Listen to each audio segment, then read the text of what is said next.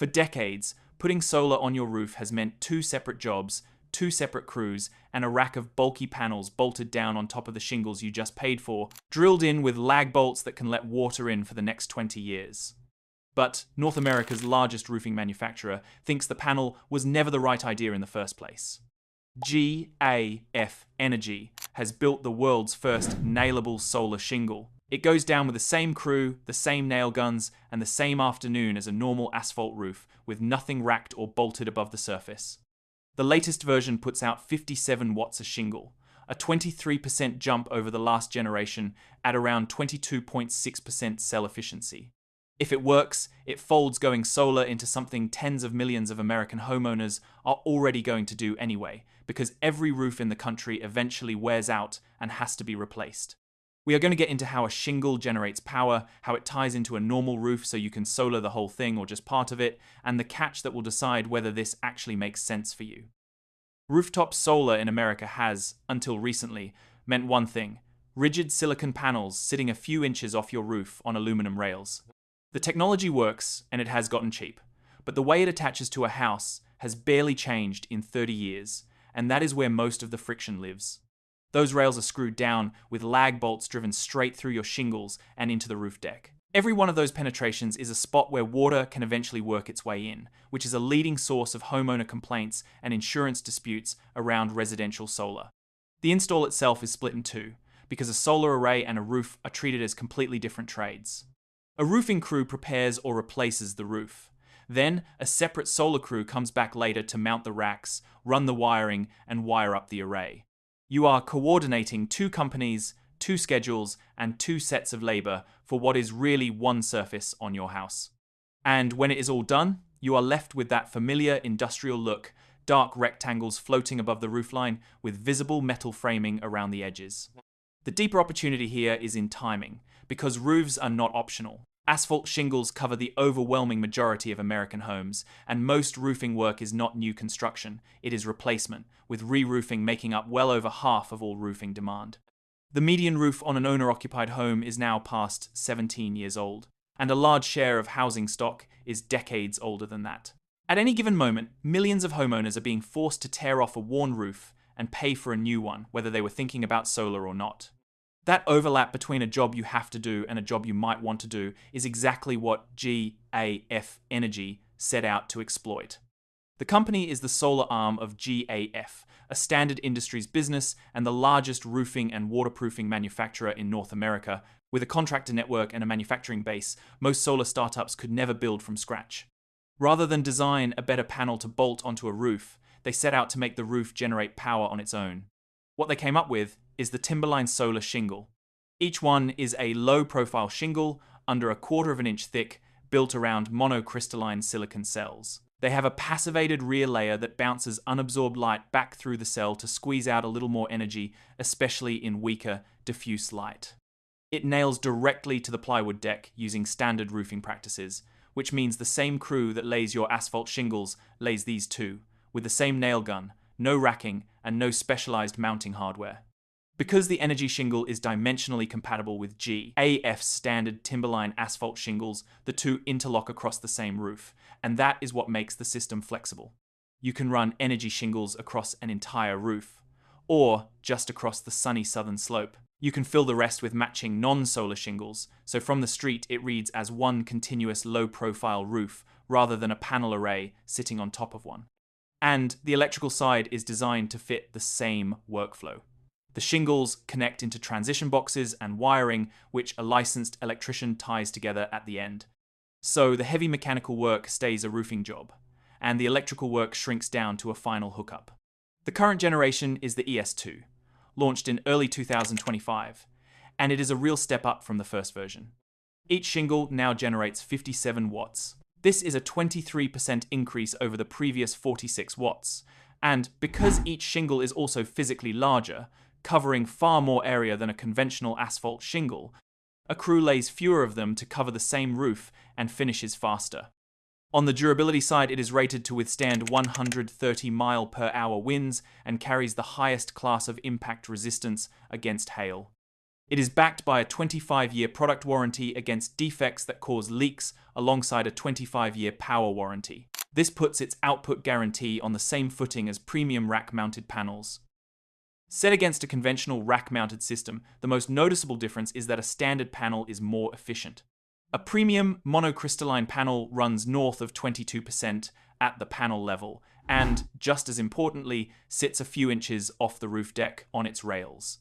That air gap lets a breeze flow underneath and carry heat away, which matters because silicon cells lose efficiency as they get hotter. An elevated panel running 5 to 8 degrees cooler can pick up a few percent in output on a hot day. A nailable shingle gives that up by design. Lying flat against the deck, there's no gap and no airflow underneath. So on a sunny summer afternoon, the cells run hotter than an elevated panel would. With a steeper temperature penalty, that costs real output in the hours when the sun is strongest. If your only goal is maximum watts per square foot from the cheapest hardware, a rack of conventional panels still wins on paper. Where the shingle pulls ahead is everything around the panel. There are no rails and no lag bolt penetrations. That removes the single biggest source of roof leaks that comes with bolt-on solar. The failure mode of the system becomes the failure mode of the roof itself. The look is flush and low profile, not an industrial array floating above the roofline. The roof and the solar are one product, under one 25-year warranty from one manufacturer. So you are not refereeing a dispute between a roofer and a solar installer over whose work caused a leak. That single trade, single warranty simplicity is the real benefit, and for a lot of homeowners, it outweighs the efficiency gap. The pressure pushing this forward right now is mostly about the cost of electricity and the reliability of the grid. Residential power prices have been climbing faster than general inflation. The national average is past 17 cents a kilowatt hour, with parts of the Northeast well above 25 cents. So the value of generating your own power keeps rising, even as the hardware to do it gets cheaper. At the same time, the grid is straining under a surge in demand from data centers and broader electrification. Extreme weather has driven up the number and length of power outages. That makes on-site generation, especially paired with a battery, look less like a green luxury and more like basic resilience. The policy picture cuts the other way, and it matters for honesty. The 30% federal residential solar tax credit knocked thousands of dollars off a system for nearly 2 decades. It expired at the end of 2025 under the One Big Beautiful Bill Act. So a homeowner buying a system outright in 2026 no longer gets that financial help. That makes the upfront number harder to swallow than it was a year ago. But it also sharpens the case for a product like this. When the subsidy disappears, the smartest way to bring solar's costs down is to stop paying for it as a separate project. You fold it into a roof you were already going to buy. For all that, this is still an early product fighting some real engineering and market headwinds. And for starters, there's that heat problem we already touched on. Running the cells flat against the deck does not just cost efficiency, it pushes more heat into the attic and stresses the materials over time. Solving that properly means one of two things. Either cell chemistries that barely care about temperature, or a ventilation channel under the shingle that doesn't break the flat nailable profile. And the flat profile is the entire point. Neither fix is fully cracked yet. The bigger near-term hurdle is cost. A full Timberline Solar roof has sold for somewhere in the range of $40,000 to $100,000, depending on size, which is more than a conventional roof plus a bolt-on array. The thing that closes that gap is timing. The system makes by far the most sense when you are replacing the roof anyway, because the roofing portion of the spend was already coming. So the math works for a homeowner with an aging roof.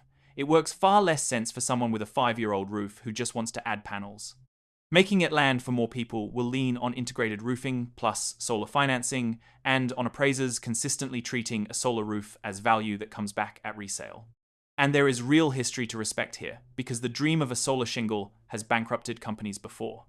Dow's powerhouse shingle ran aground on high costs and the low efficiency of its thin film cells. The later effort by G.A.F Energy switched to standard silicon. But it still couldn't overcome the cost or the sheer difficulty of getting a specialized product installed and sold at scale. Both are now gone. What would settle whether G.A.F avoids that fate is not the engineering, which already works. It is volume. Years of these roofs going on ordinary houses, through ordinary contractors, without the cost and installation headaches that sank everyone who tried this before. The reason to think it might clear that Bar is the machine behind it. G.A.F Energy opened a 450,000 square foot factory in Georgetown, Texas in 2024 that boosted its production capacity fivefold. Combined with its San Jose line, it now claims to be the largest solar roofing producer in the world by volume. Just as important is the parent company. It already controls a large share of the US asphalt shingle market, selling through a network of thousands of certified roofing contractors. That means the product can reach a homeowner at the exact moment they are shopping for a new roof. It sidesteps the punishing customer acquisition costs that help sink earlier attempts. If you are watching this and wondering whether you can get one, you can through G.A.F's certified installer network. The practical advice writes itself. This pays off when your roof is near the end of its life and due for replacement. Wait until then, and you are not paying for solar as an extra.